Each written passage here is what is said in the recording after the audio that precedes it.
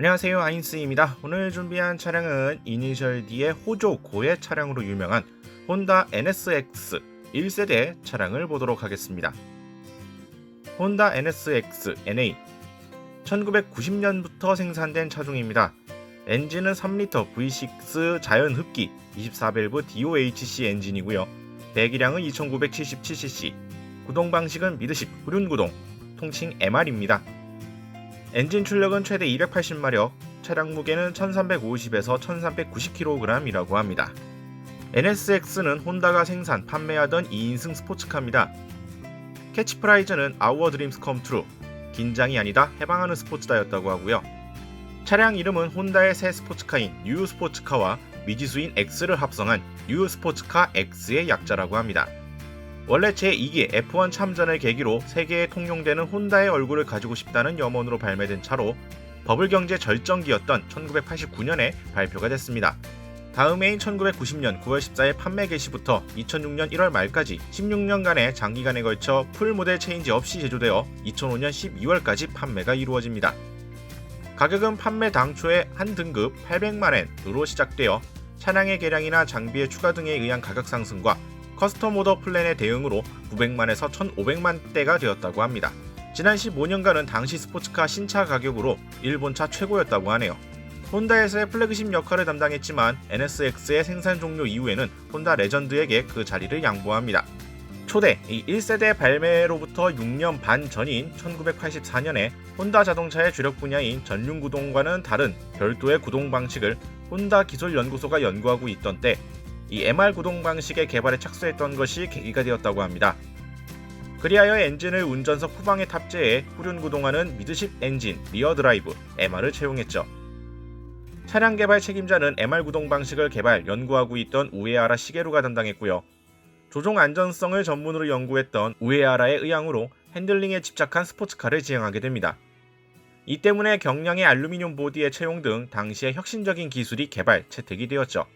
개발에 있어서 고급 고성능 스포츠카가 비교 대상이 되었는데 특히 페라리의 V8 모델, 페라리 328을 넘는 주행 성능을 목표로 개발되어 당시 개체 성능 차이가 컸던 328의 데이터를 얻기 위해 여러 대 구입하기도 했다고 합니다. 개발 단계부터 아일톤 세나와 나카지마 사토루 등 당시 혼다가 엔진을 공급하던 F1 팀 운전자들이 주행 테스트에 참가하기도 했으며 가혹한 코스 레이아웃으로 유명한 독일의 니르부른크 링크 등에서 주행 테스트를 중지하는 일 없이 반복 실시했다고 합니다. 당시 니르부르크 링크에서의 주행 테스트는 테스트 차량만을 반입해 달리는 것이 주류였는데 혼다는 서킷과 가까운 뉴렌바흐 마을에 테스트 기지를 건설하고 8개월에 걸쳐 주행 테스트를 반복한다는 자세로 이 개발에 임했고 그 결과 세계 최초 올 알루미늄제 경량 고강성 보디가 완성됩니다. 그 결과 당시 시판 자동차로서 유례없는 세계 최초의 올 알루미늄 모노코크 바디를 채용하죠. 그 특수성 때문에 공장의 발전소를 병설하거나 큰 공장에서의 산업용 로봇에 의한 흐름 작업 제작이 아닌 엔진처럼 차량 생산은 모두 수작업으로 하고 있었다고 합니다. 이 같은 특색과 가격대로 일본차의 유일한 슈퍼카란 평가를 받죠. 북미에서는 혼다의 고급차 채널인 아큐라 브랜드로 발매되었으며 일본 이름과 같은 NSX로 판매가 됩니다. 2006년부터 시작된 연비 배기가스 환경 규제에 대응이 어려워 유럽용은 2005년 9월 말, 북미용은 12월 말, 일본 역시 2005년으로 생산이 종료됩니다.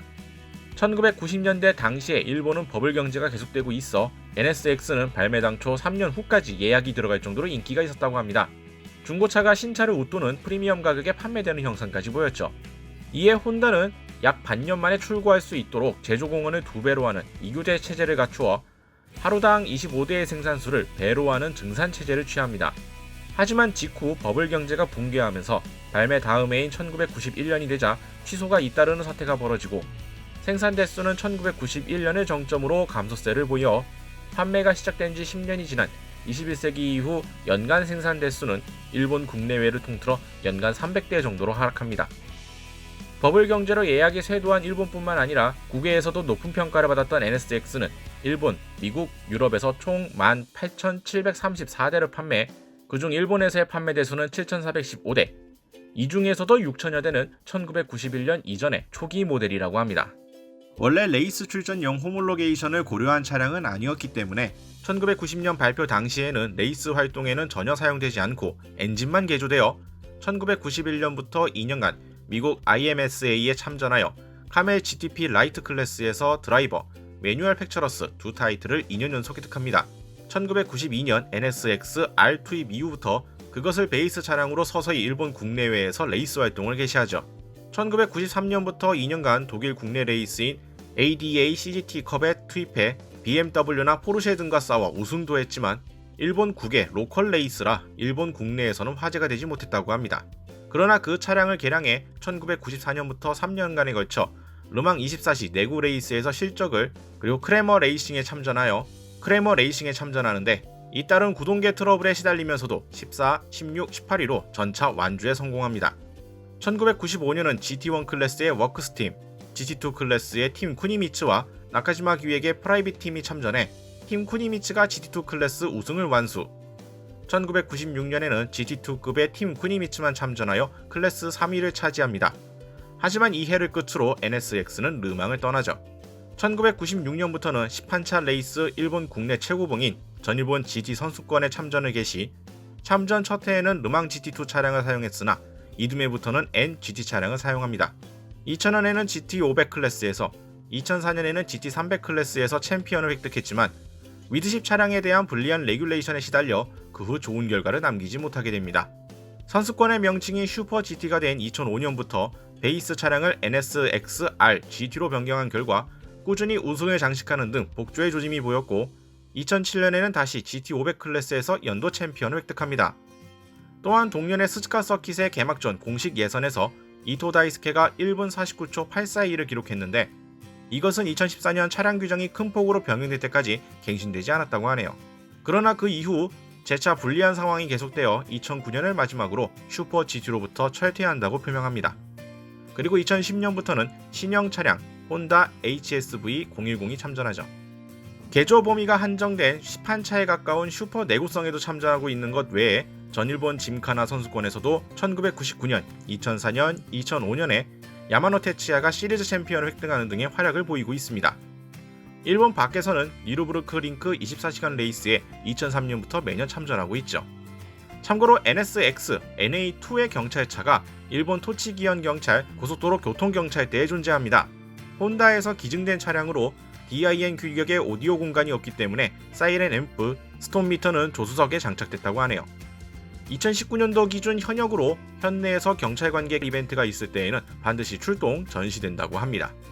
마나미 애니메이션 이니셜 D에서는 사이드와인더의 힐클라임 에이스 호조고의 차량으로 등장합니다. 케이스케의 FD와 박빙의 승부를 펼치는 듯 했으나 코너링 가속을 올리던 도중 스핀을 일으키며 아쉽게 패배를 했죠.